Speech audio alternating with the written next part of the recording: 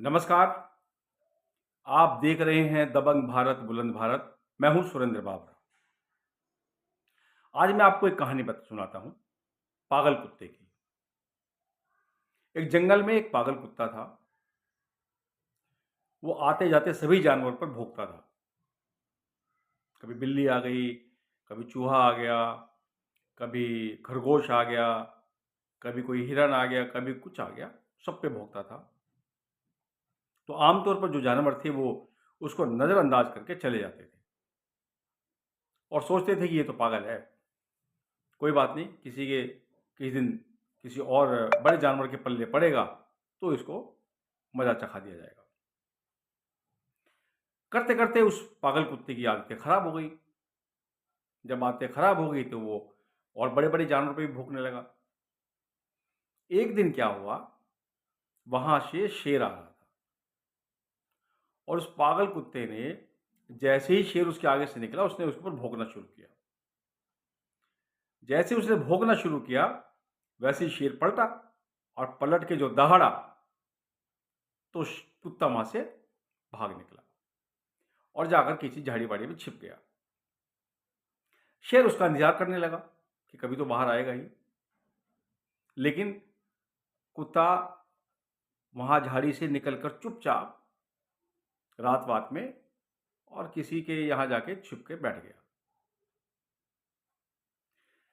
दोस्तों, ये जो मैं कहानी आपको सुना रहा हूं, ये कहानी का अभी जो मैं कहानी बताऊंगा उससे कोई लिंक नहीं है, उससे कोई मतलब नहीं है, लेकिन एक उदाहरण के तौर पर मैंने ये कहानी आपको सुनाई है। अभी आपने हाल में देखा होगा, कुणाल कामरा। कुणाल कामरा नाम के एक कलाकार ने, कलाकार तो कह रहे हैं, वैसे वो कलंकार है। उसने क्या किया कि टिप्पणियां कर रहा था, उसकी आदत है टिप्पणियां करने की। उससे पहले उसने देश के भावी प्रधानमंत्री, यशस्वी प्रधानमंत्री नरेंद्र मोदी जी पर भी उसने टिप्पणी की थी पहले। और चाय वाले के नाम से जब स्टेशन पर उतरता था वहां वो वीडियो बनाता था और चाय वालों को गालियां देता था। तो आप समझ सकते हैं कि वो गालियां किसको देता था। लेकिन वो तो मोदी जी हैं, वो शांत स्वभाव के हैं, शांत रहे और समय का उन्होंने इंतजार किया। अब चूंकि आदत खराब हो चुकी थी कुणाल कामरा की, तो उसने उससे पहले, यानी 2020 की घटना मैं आपको बता दूं, 2020 में उसने कोविड पर एक व्यंग किया और उस व्यंग को यूएसए के अखबार ने छापा। क्योंकि यूएसए में जो वामपंथी लोग बैठे हैं वो तो हिंदुस्तान के ऐसे लोगों को तुरंत उठाते हैं जो हिंदुस्तान की बुराई करे। एक बार उसने हवाई जहाज में अर्नब गोस्वामी के साथ बदतमीजी की और उसने एक प्रश्न के चक्कर में वो अर्नब से उलझ बैठे। अर्नब ने कोई जवाब नहीं दिया, तो उसने वो लगभग 1 डेढ़ मिनट का, 2 मिनट का वीडियो जो है उसने शूट कर रखा था, वो उसने अगले दिन आकर के अपने चैनल पर डाल दिया, जिसकी वजह से जो हमारी हवाई जहाज अथॉरिटी है उसने उनके ऊपर आजीवन प्रतिबंध लगा दिया, यानी इंडियन एयरलाइंस ने उन पर प्रतिबंध लगा दिया। उसके बाद गो एयर, इंडिगो और जो और हमारी जो हवाई जहाज की कंपनियां थी उन्होंने भी उसके ऊपर प्रतिबंध लगा दिया। इसके लिए वो सुप्रीम कोर्ट चला गया और वहां जाके उसने अपील की कि ये मेरी स्वतंत्रता की जो आज़ादी, इसका हनन हो रहा है, इसको छीना जा रहा है। खैर, ये उसकी आदत थी, इसलिए मैंने आपको ये बातें बताई कि उसकी आदतों में शामिल है ये इस तरह की हरकतें करना लाइमलाइट में आने के लिए। तो उसने जो है मोदी जी पर भी टिप्पणियां की, लेकिन मोदी जी शांत थे, उन्होंने कभी उसका जवाब नहीं दिया। अभी क्या हुआ, हाल के दिनों में वो ये गलती कर बैठा और जो महाराष्ट्र के उप मुख्यमंत्री है शिंदे साहब पर वो टिप्पणी कर बैठा। और टिप्पणी भी कैसी कर बैठा, अभद्र शब्दों का उसने प्रयोग किया। यानी एक दाढ़ी वाला आदमी ऑटो चलाता था, ये करता था, वो करता था, उस तरह की बातें उसने उसमें कही और शिव सैनिक भड़क गए। अब शिव सैनिक जब भड़क गए, तो उसके घर पे जाके हल्ला-गुल्ला किया, पत्थर-वत्थर मारे, उसके घर पे जाके शोर-शराबा किया। मतलब जो अपना विरोध प्रदर्शन वो कर सकते थे, उन्होंने वो किया। वो करना भी चाहिए,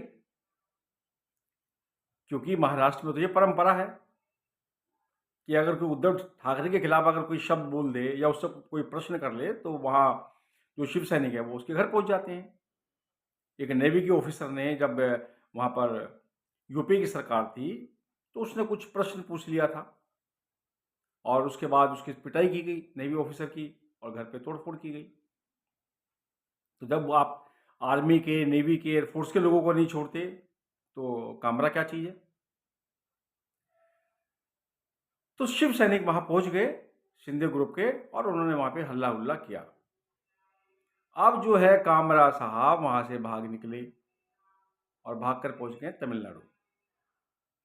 और चूँकि तमिलनाडु में जो है वो जो सरकार है वो यूपी की सरकार है और कामरा को सहारा तो यूपीए का ही है।